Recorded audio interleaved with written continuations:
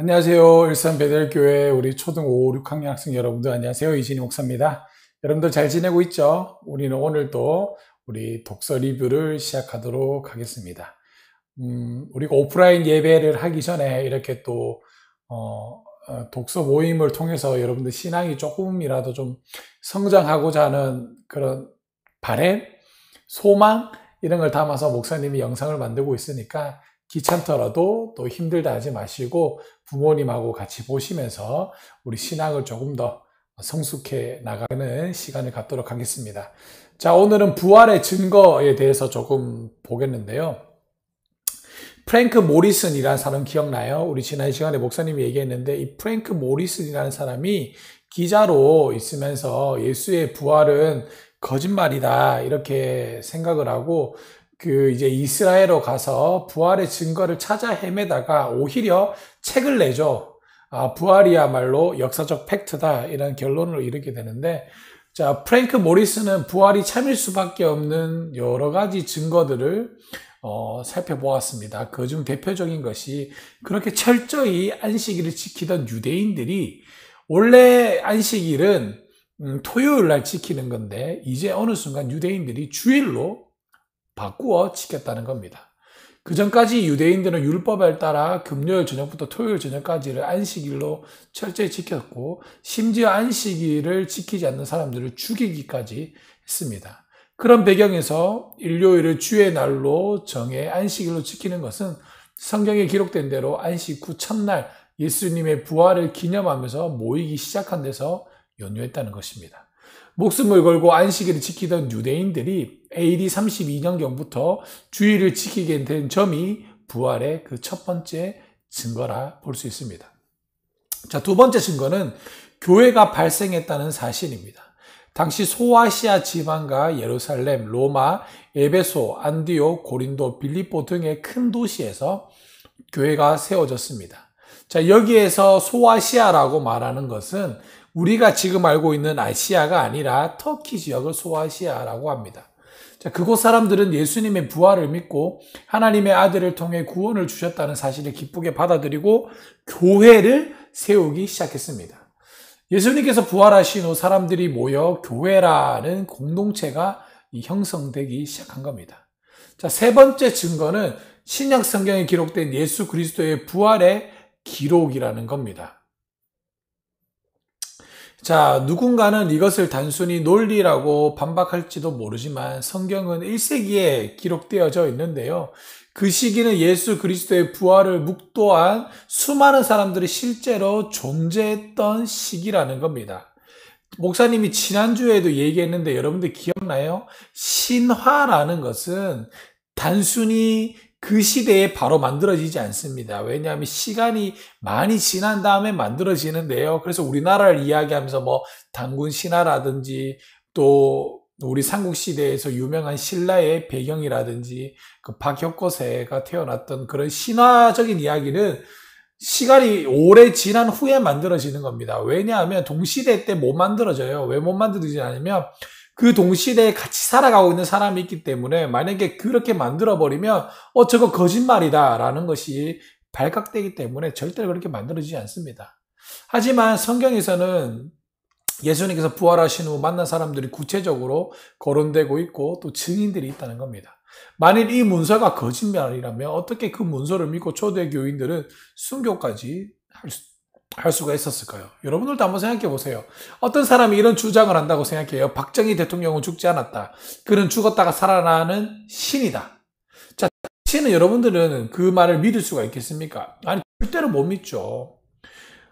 그 말이 사실이 되려면 죽은 박정희 대통령을 다시 살아난 모습을 본 증인이 있어야 돼요. 마찬가지로 예수님을 직접 만난 자들이 부활이 참이라고 주장할 수 있었고 이에 따른 증거도 제시할 수 있었던 이유는 뭐냐면 증인이 있었기 때문에 가능하다는 겁니다. 넷째로 증거는 로마 황제의 엄청난 핍박 속에서도 기독교가 끈질기게 살아남았다는 거. 이게 또 하나의 증거입니다.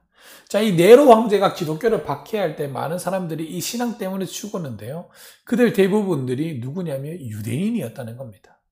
이 기독교로 개종한 유대인들은 안식일 대신 주의 날을 기억하며 이 주일을 지켰으며 자기 동네 유대 땅에서 살았던 한 인물 예수를 메시아, 구주라 고백하면서 죽어갔다는 겁니다.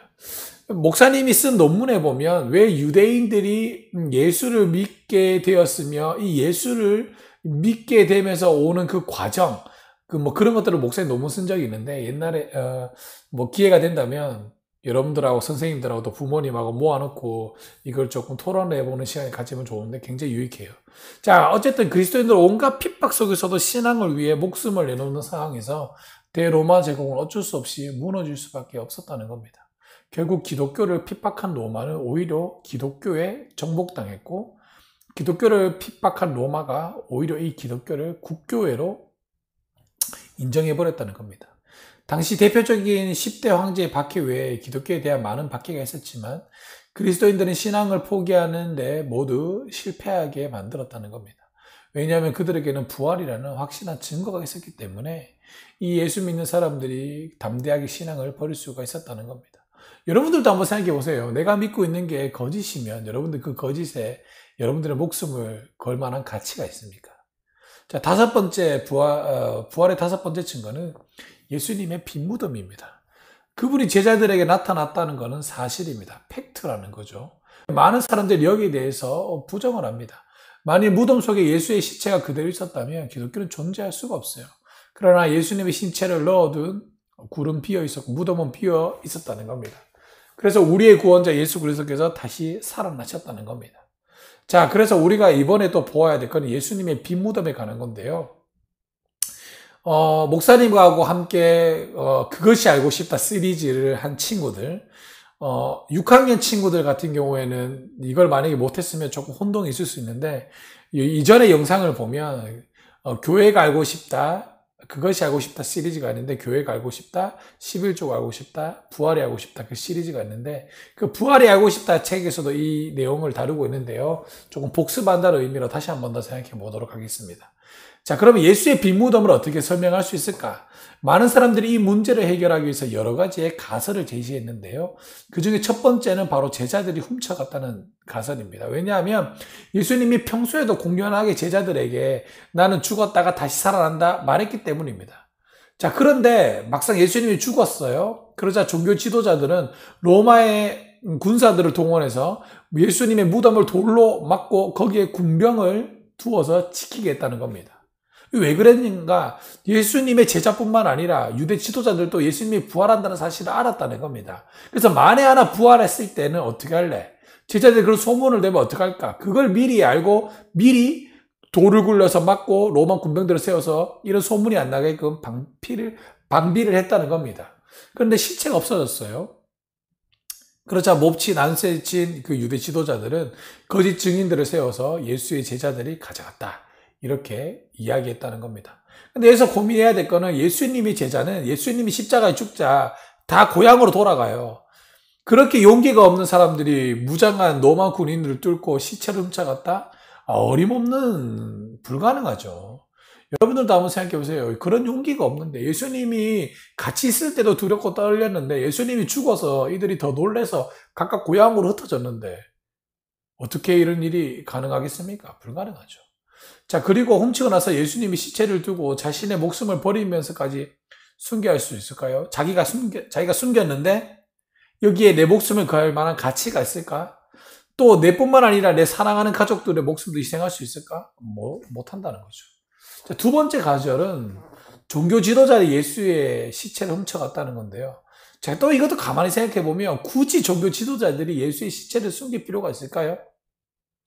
혹 숨겼다고 칩시다. 그러면 그 제자들이 야, 예수님이 부활했습니다 이렇게 말하면 당연히 내 이럴 줄 알았어. 가지고 와, 시체. 짠, 여기 있지. 단번에 이걸 잠재울 수 있는 거예요.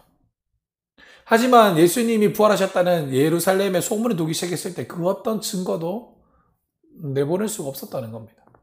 자, 세 번째는 무덤을 잘못 찾아갔다는 가설이 있는데요. 자, 예수님을 따르던 여자들이 슬픈 나머지 다른 빈 무덤에 찾아갔다는 겁니다. 왜냐하면 이 유대 지역은 무덤이 동굴이기 때문에 다른 데 찾아갔다 이렇게 얘기하고 있는데 정신이 없어서. 그런데 이건 있을 수가 없는 겁니다. 왜냐하면 이건 공동묘지가 아니라 개인 소유였거든요.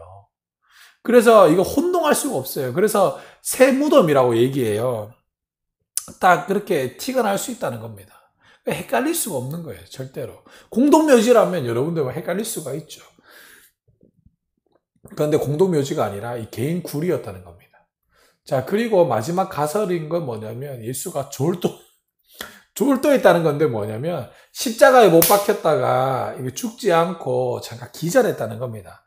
그러다 3일 후에 이 서늘한 곳에 있다가 의식을 되찾았고 그리고 제자들에게 나타났다 이 말인데, 자, 이것도 말이 안 되는 게 여러분들 십자가에 못 박히면요 정말 힘들어요. 자, 물론 예수님이 단시간에 6시간 정도 만에 죽었다라고 이야기하거든요. 다른 사람에 비해서 일찍 죽은 건 맞아요. 어떤 사람들은 고대 문서에 보면 15일까지 사는 사람도 있거든요. 그런데 한번 생각을 해보세요. 여러분들 그렇게 3일 동안 못 먹고 매 맞고 십자가에 못 박았는데 기절했다? 근데 일어나가지고 그 혼자서 큰 돌을 굴리고 로마 장병들을 피해서 어떻게 나올 수 있겠습니까? 불가능하죠. 그리고 그렇게 살아났으면, 그렇게 왔으면 제자들이 그 예수님을 보고 어떻게 또 목숨을 걸 수가 있겠습니까? 불가능하죠. 자, 그래서 이 로마의 군병들은 그런 실수를 하기 위해서 예수님 일찍 죽었는 것 같아서 창으로 옆구리를 찔러버리는데, 이때 물과 피를 쏟았다라고 얘기하는데 제가 봤을 때는 이 옆구리를 찌르면서 심장까지도 같이 찔렀지 않았을까, 이렇게 저는 목사님은 추측을 합니다. 자, 그리고 또 하나 볼 것은 사람들 앞에 나타나신 예수, 이제 부활입니다. 자, 부활의 증거를 좀 더 정확하게 알기 위해서는 빈 무덤 외에도 부활 후 사람들에게 나타나신 예수님에 대해서 좀 더 설명을 해야 되는데요. 예수님은 부활하시어 각기 다른 시간과 장소에 각기 다른 사람들에게 나타나셨습니다. 베드로와 야고보, 요한 등 예수님의 제자들이 모인 곳에 함께 나타나셔서 식사도 하기도 했고요. 또 제자들이 부활을 믿을 수밖에 없었다는 것은 그들이 실제로 부활하신 예수님을 만났기 때문이죠. 그래서 못자국에 손을 넣어봐라, 내 창구에 손을 넣어봐라, 이렇게 얘기하는 거죠. 자, 물론 이에 대해서 많은 사람들이 반박할 수 있는데 제자들이 환상을 봤다, 또는 문학적으로 이게 상상력을 동원해서 이렇게 썼다라고 이렇게 말할 수도 있는데, 자, 그런데 이 생각해야 될 건 예수님의 12제자들은 그 당시에 무식하다라고 이야기하는 어부들이었어요. 투박하고 낯설고 세상적 지혜가 없는 사람들이 이런 가설을 만들어낼 수가 있을까요? 저는 불가능하다, 이렇게 봅니다. 또한 이 제자들 외에 당시 500명에 모인 사람들이, 500명이나 되는 사람들이 부활하신 예수님을 다 봤다는 겁니다. 자, 바울이 쓰던 AD 50에서 60년 경만 해도 500명 중에 반 이상이 살고 있었어요. 자, 제자들도 처음에는 부활을 의심했는데 그중 도마가 의심에다가 결국은 믿게 되는 거죠. 여러분들 이게 가능할까요? 자, 예수님의 부활은 기독교적인 객관적인 증거로서 역사상 아무도 이 부활의 사실을 무너뜨릴 수가 없었다는 겁니다. 이것은 초자연과 자연이 만나는 놀라운 현상이에요. 그리고 바로 여기에 하나님의 의도가 나타나 있는데요. 인간에게 구원을 주시려는 하나님의 계획이 있다는 겁니다. 자, 예수님은 그냥 무턱대라고 믿어라고 그러지 않습니다. 보여주고 믿어라고 그럽니다. 증거가 있다는 겁니다. 그리고 그 증거를 믿으면 하나님과 우리는 연결된다는 겁니다. 맹목적으로 믿는 것이 아니라 이 부활의 사실을 받아들일 때 우리에게 믿음이 생겨난다는 겁니다. 자, 여러분들, 오늘 우리가 이걸 보고 알아야 될 것은 뭐냐면, 예수님의 부활은 기독교의 핵심 진리입니다. 이 부활의 교리가 무너지게 되면 기독교 자체가 거짓말이 되고 무너지게 되는 겁니다. 목사님 또한 이렇게 시간을 낭비하면서까지 여러분들에게 영상을 찍어주고 가르쳐야 할 이유가 없는 거예요. 기독교는 복을 받는 종교가 아닙니다. 목사님은 여러분들에게 신앙을 가르쳐주면서 복 받아라, 잘 되라, 번창해라, 이걸 가르치고자 하는 건 아닙니다. 목사님이 그럼 여러분들에게 이걸 왜 가르쳐 주고자 하는가? 물고기가 물을 떠나 살 수 없고 나무가 흙을 떠나 살 수 없듯이 인간은 하나님을 떠나 살 수가 없어요. 왜 그러냐면 하나님이 그렇게 창조했기 때문에 그렇습니다. 근데 지금 저와 여러분들은 어떠한 상태에 있냐면 죄에 눌려있는 상태죠. 죄에 눌려있는 상태라는 것은 뭐냐면 하나님과 내가 단절되어 있는 상태라는 겁니다. 그렇기 때문에 우리는 본래의 모습으로 돌아가야 돼요. 지금 저와 여러분들은 살아있는 것처럼 보이지만 어떻게 보면 좀비. 살아있는 것처럼 보이지만 사실은 죽어있는 거라고요. 내 안에 갖고 있는 내재된 에너지를 다 소비하게 되면 결국에 죽게 되는 겁니다. 우리가 살 수 있는 방법은 뭐냐면 다시 하나님께로 돌아가는 거예요. 창조주 하나님께 돌아가는 거. 그래서 목사님이 지금 시간 낭비하는 것이 아니라 이렇게 여러분들은 계속 얘기하는 건 뭐냐면 우리 인간의 본래의 모습으로 돌아가자는 겁니다. 그것이 바로 살 길이기 때문에 그래요. 우리 사랑하는 우리 초등 5, 6학년 학생 여러분들, 선생님들, 부모님들 하나님께로 돌아가시길 바랍니다. 그리고 여러분들의 자녀에게 하나님의 말씀을 가르치기를 바랍니다.